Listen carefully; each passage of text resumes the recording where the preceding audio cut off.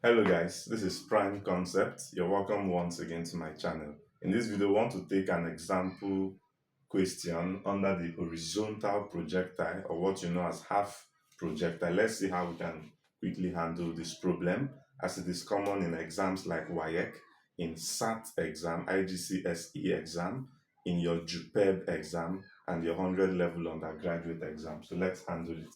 And we have an Air Force pilot is flying horizontally at a speed of 3,000 meters per second, which is not necessary in this question. Let's see why.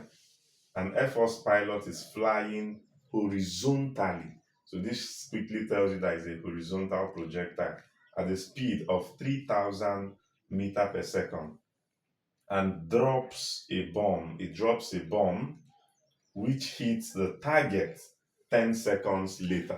So you have this pilot like this flying horizontally, then he drops a bomb, which you can describe to follow this path, or you can still describe it this way, but let's just do it this way.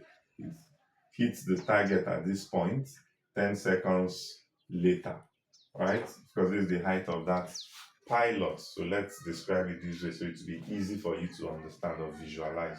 And drops a bomb which hits the target 10 seconds later. So it means that the time of flight for that bomb is 10 seconds. 10 seconds. Then, at what height was the pilot flying? So they want us to calculate this height from which this bomb was released. That is the height at which the pilot was flying. So we're looking for the maximum height, which is very simple and straightforward. Now, how do we find the maximum height? You'd recall that maximum height is h equals half gt squared. The reason why this is true is because for horizontal projectile, the initial vertical velocity is 0. So let me quickly remind you that h from the equations of motion is actually uyt plus half gt squared. Now, since we're considering the horizontal projectile, the initial vertical velocity is 0. The reason being that this bomb was projected horizontally, meaning that the angle of projection is 0 degree. So that when you have uy is u sine 0, it becomes 0. So that is why the final formula is h equals half gt squared.